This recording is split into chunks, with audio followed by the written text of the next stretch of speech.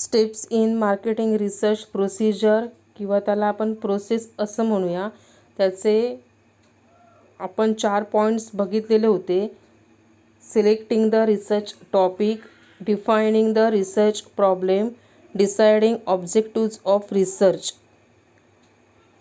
And extensive literature survey. इथपर्यंत आपण points with explanation आपण पाहिलेलं होतं.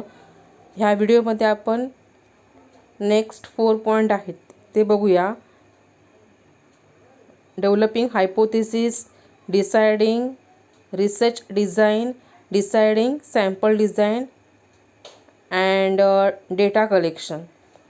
आणि त्यानंतरच्या नेक्स्ट व्हिडिओमध्ये जे उर्वरित 4 पॉईंट्स राहिले आहेत ते बघूया. डेव्हलपिंग वर्किंग हायपोथेसिस म्हणजेच काय, तर आफ्टर एक्सटेन्सिव्ह लिटरेचर सर्वे, ज्यावेळी आपण लिटरेचर स्टडी करणार त्यानंतरची स्टेप कोणती आहे, the researcher should state in clear terms the working hypothesis. हायपोथेसिसला मराठीमध्ये गृहीतके मांडणं असं म्हटलं जातं. थोडक्यात एखाद्या प्रॉब्लेमचे ॲझम्पशन्स गृहीत धरले जातात की हे ॲझम्पशन्स आहेत, हे गृहीतक आहे की यामुळे या गोष्टी केल्या तर असं होऊ शकतं, तसं होऊ शकतं, किंवा सोल्युशनवर पण ॲझम्पशन्स मांडले जातात. भाकीत केलं जातं की ह्या गोष्टी केल्यामुळे प्रॉब्लेम सॉर्ट आउट होऊ शकतो किंवा असा हा प्रॉब्लेम आहे किंवा त्या प्रॉब्लेमचं असं हे स्वरूप आहे असं ट्रीट केलं जातं. Hypothesis is a statement that suggest the propose answer to the problem selecting for research purpose. It is as a focal point for research study. It is tentative assumptions made in order to draw out and test it logical empirical consequences. हे focal point आहे research स्टडीचं की गृहीतकं मांडली जातात, त्याचबरोबर tentative ॲझम्पशन्स मांडले जातात, taste केले जातात, लॉजिकल आणि एम्पिरिकल कॉन्सिक्वेन्सेस म्हणजे ह्या गोष्टी करून बघूया किंवा ह्या गोष्टी केल्या पाहिजे किंवा ह्या गोष्टी नाही केल्या पाहिजेत असं गृहीतक मांडलं जातं. म्हणजे गृहीतकं मांडल्यामुळे काय होतं की आपण प्रॉब्लेमच्या सोल्युशनच्या जवळ जाऊन पोचतो. ह्या गोष्टी करून बघूया किंवा ह्या गोष्टींचं एक्सपेरिमेंट करून बघूया. नेक्स्ट पॅरा बघा. Hypothesis develop should be very specific and restricted to the piece of research in hand because it has to be tested. Hypothesis असे डेव्हलप केले पाहिजे किंवा स्पेसिफिक असले पाहिजेत किंवा त्याच्यावर बंधने असली पाहिजेत. तुम्ही 100 ॲझम्पशन्स किंवा 100 गृहीतके मांडली तर मग रिसर्च प्रोसेस ही लेंदी होऊ शकते. त्यामुळे तुम्ही जे गृहीतके मांडणार त्याच्यावर रेस्ट्रिक्टेड हवी ती, त्याचबरोबर पीसेस हवी of research in hand because it has to be tested. गृहीतके टेस्टेड करायची आहेत. गृहीतके मांडली म्हणजेच आपण सोल्युशनपर्यंत पोचलो अशातला भाग नाही, तर ते टेस्ट केली पाहिजे. नेक्स्ट पॅरा बघा. While determining research objectives the researcher has to formulate hypothesis. ज्यावेळी तुमचा रिसर्च ऑब्जेक्टिव्ह निश्चित झाला असेल त्यानंतर तुम्ही काय करू शकतात, हायपोथेसिस फॉर्म्युलेट करू शकतात. To fit the problem under investigation, संशोधन करू शकतात. It is a tentative explanation of the problem under study. त्याचबरोबर it is a tentative solution to the problem under investigation. Tentative संभाव्य एक्सप्लेनेशन केलं जातं प्रॉब्लेमवर किंवा टेंटेटिव्ह सोल्युशन शोधलं जातं संशोधन करत असताना, इन्व्हेस्टिगेशन करत असताना. It can either be accepted or even rejected during the course of research process. जे तुम्ही हायपोथेसिस ॲझम्पशन्स जे मांडणार आहात ते आयदर ॲक्सेप्ट केले जातात किंवा रिजेक्ट केले जातात. The hypothesis once decided give clear direction to the research process and also facilitate data collection process. गृहीतके मांडली तर मग त्या संदर्भात माहिती गोळा करावी लागते. कुठे जायचं आहे ते क्लिअर डिरेक्शन आपल्याला दिशादर्शक मिळतो, कुठून कुठपर्यंत जायचं आहे ते. त्यामुळे हायपोथेसिस ही एक स्टेप आहे रिसर्च कंडक्ट करण्याची. नेक्स्ट आहे बघा step deciding research design. Research design is a grand plan for the conduct of actual research work. Plan आहे हा रिसर्च डिझाईन. डिझाईन म्हणजेच काय तर एखाद्याचं फॉर एक्झाम्पल त्याने दिलं आहे बघा, एखादा आर्किटेक्चर असेल तर तो काय करतो, जर एखादा घर बांधायचं असेल, बंगला बांधायचा असेल तर त्याचं एक काय करतो डिझाईन तयार करतो, प्लॅन तयार करत असतो आणि त्या प्लॅनप्रमाणे पुढे ते त्या पद्धतीने कन्स्ट्रक्शन उभारून बंगला उभा करतो किंवा त्या पद्धतीने नियोजन करतो कसं काय करायचं आहे ते आणि कंप्लीशन प्लॅन पूर्ण करतो. तसंच एखादं रिसर्च प्रोसेस करत असताना त्याचं प्लॅन करणं हे महत्त्वाचं आहे. तर आपण ती process complete research work to undertaken करू शकतो. Research design is a grand plan for the conduct of actual research work. It is next to problem definition and another steps already noted.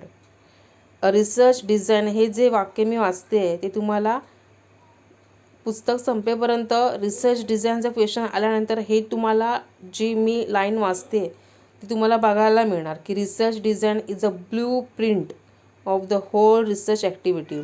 गाळांतरासाठी देखील येऊ शकतं की research design is a dash of the whole research activity. तर ही blueprint आहे. It is like an architecture plan for building construction.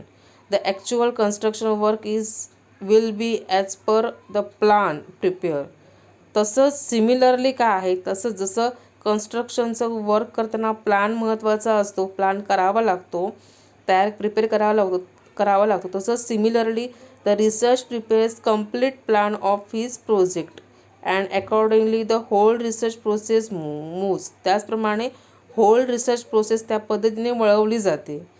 जसा कन्स्ट्रक्शनचा plan करावा लागतो तसंच रिसर्च करत असताना रिसर्च प्रोजेक्टचा देखील प्लॅन करावा लागतो. नेक्स्ट आहे बघा त्यामध्येच research design indicates the methods of research. Method आहे, कोणती मेथड आहे तर सॅम्पलिंग ही मेथड यूज करावी लागते रिसर्च करत असताना. त्यानंतर नेक्स्ट आहे बघा द बोल्डमध्ये लिहिलं आहे ते वाचते. The research design contains answer the following questions. हे क्वेश्चन मेन्शन करा. What is the nature and purpose of study. What type of data is require. कोणत्या पद्धतीचा डेटा लागणार आहे. Primary data otherwise secondary data. How to collect require data. तुम्ही कसा मिळवणार तो data. How much funds will be require. किती तुम्ही त्यामध्ये पैसा ओतणार आहात. How much time period will be require for completion of research project. हा प्रोजेक्ट करत असताना तुमच्याकडे वेळ पिरियड आहे का रिसर्च प्रोजेक्ट कम्प्लिशन करताना. Research procedure is closely connected with research design. Next point आहे बघा 7 डिसाइडिंग सॅम्पल डिझाईन.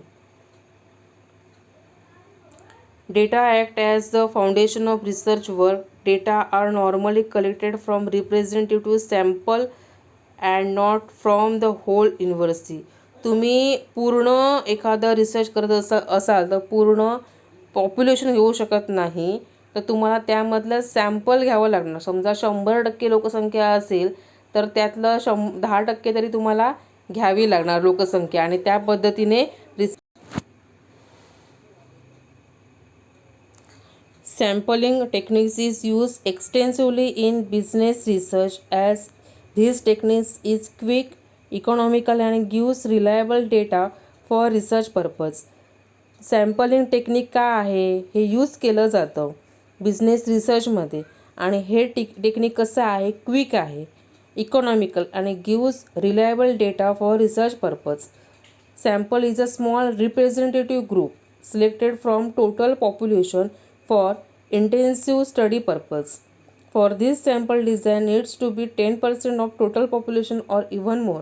10% असू शकते, 20% असू शकते, परंतु होल 100% पॉप्युलेशन तुम्ही घ्याल तर रिसर्च ला टाईम किती लागणार हे कोणच सांगू शकत नाही. कारण प्रत्येक एखाद्या कस्टमर बिझनेस रिसर्च करायचा असेल तर एखादं प्रोडक्ट जर ग्राहक ॲक्सेप्ट करतायत की नाही, का करत नाही, हा जर तुम्ही रिसर्च करत असाल तर मग प्रत्येकाला विचारलं, होल लोकसंख्या जेवढी पॉप्युलेशन आहे त्या प्रत्येकाच्या घरात जाऊन तुम्हाला सर्वे करणं हे पॉसिबल नाही आहे. सर्वे करत असताना तुम्हाला खूप डिस्टन्सचं लिमिटेशन पडणार. पुन्हा ती व्यक्ती त्यावेळी अवायलेबल हवी, अशा पण गोष्टी आहेत. त्या व्यक्तीला तेवढा वेळ हवा असली अवायलेबल तर तुमच्या प्रश्नांना उत्तर द्यायला.